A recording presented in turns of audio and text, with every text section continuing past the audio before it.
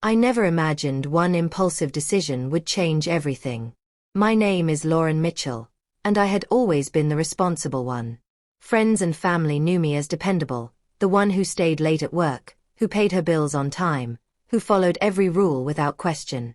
I lived in a neat apartment in the suburbs of Indianapolis, worked as a marketing executive, and filled my quiet evenings with books, movies, or the occasional dinner with my closest friend, Rachel. But that all changed one rainy Tuesday. That morning had started like any other. I drove to the office sipping my usual vanilla latte, scrolling through emails during the elevator ride to the 9th floor. My team had just wrapped a major campaign, so things were quieter than usual. As I settled into my desk, my phone buzzed. A message from Rachel flashed on the screen. "Big surprise for you tonight. Don't make plans." Rachel had a knack for stirring up my dull routine. She was spontaneous, impulsive, everything I wasn't. And I loved her for it. After work, I found her waiting outside my building, her curly blonde hair damp from the drizzle. "Get in," she said, gesturing to her car. "We're going somewhere fun." I didn't ask questions. I trusted her. We drove across town to a private art exhibit hosted in a refurbished warehouse. The moment we stepped inside, I was transported. Abstract pieces glowed under soft lights, jazz music played in the background, and the scent of wine and rain mingled in the air. Rachel disappeared into the crowd, chatting with artists and guests, leaving me to wander on my own. That's when I saw him. A tall man with dark hair and sharp features stood near a canvas, staring at it like he saw something no one else did. I paused near him, admiring the painting. He turned and smiled. "You see it too, don't you?" he asked. "I think so," I replied, though I didn't really know what he meant. His voice had a calm, confident rhythm, like he was always sure of what he said. We introduced ourselves. His name was Ethan Clark, and he was one of the artists featured that night. We spoke for over an hour, our conversation drifting from art to philosophy to small moments in life that usually go unnoticed. For the first time in a long while, I felt alive. His gaze held mine without hesitation, and I could feel something unfamiliar waking inside me. When Rachel returned, I was smiling in a way I hadn't in years.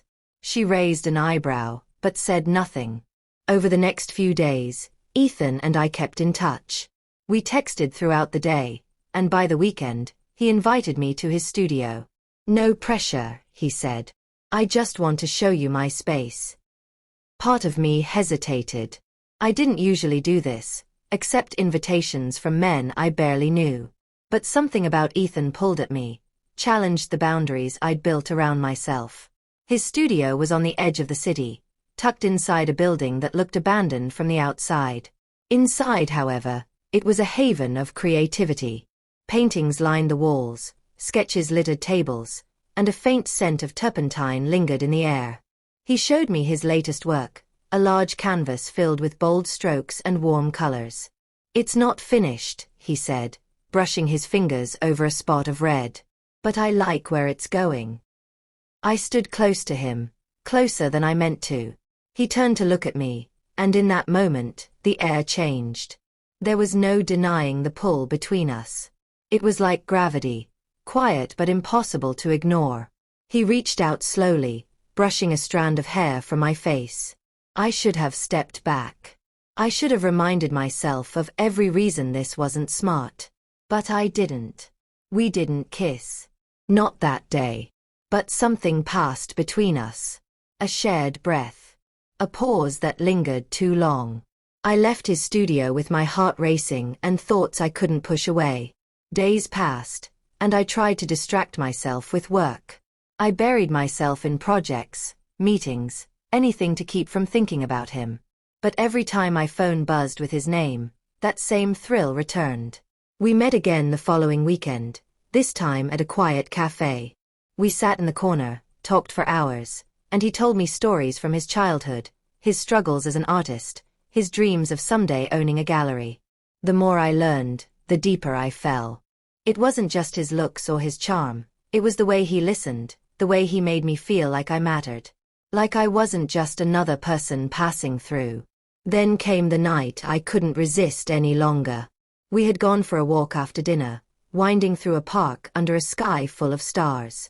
He stopped near a quiet bench, and for a while we just stood there, the sound of wind rustling the trees. He looked at me, not asking for permission, just waiting. And I leaned in. Our lips met, gentle at first, then deeper. It felt like a door had opened inside me, one I didn't know existed.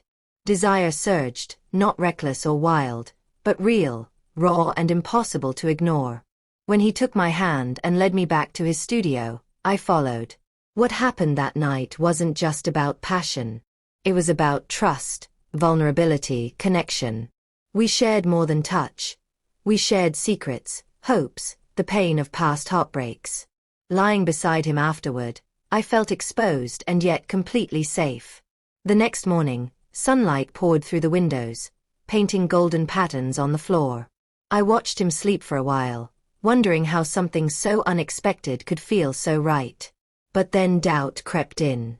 What did this mean? Was it just a fleeting moment? Did he feel the same? He stirred and smiled. "Morning," he whispered, pulling me close. And for a while, the questions faded. In the weeks that followed, our bond grew. We explored the city together, shared quiet evenings in his studio, even met each other's friends. Rachel, of course, was thrilled. "I knew you had it in you," she teased. Still, I wrestled with guilt. I had always lived cautiously, always made the safe choices. This was different. Bold. Unscripted. But it felt more like myself than anything ever had. One evening, I confessed my fears to Ethan. "What if this is a mistake?" I asked. He took my hand. "Then it's the most beautiful mistake I've ever made." I realized then that sometimes, desires aren't meant to be resisted. Not when they lead you to something real. Something honest. What I performed that night wasn't a mistake.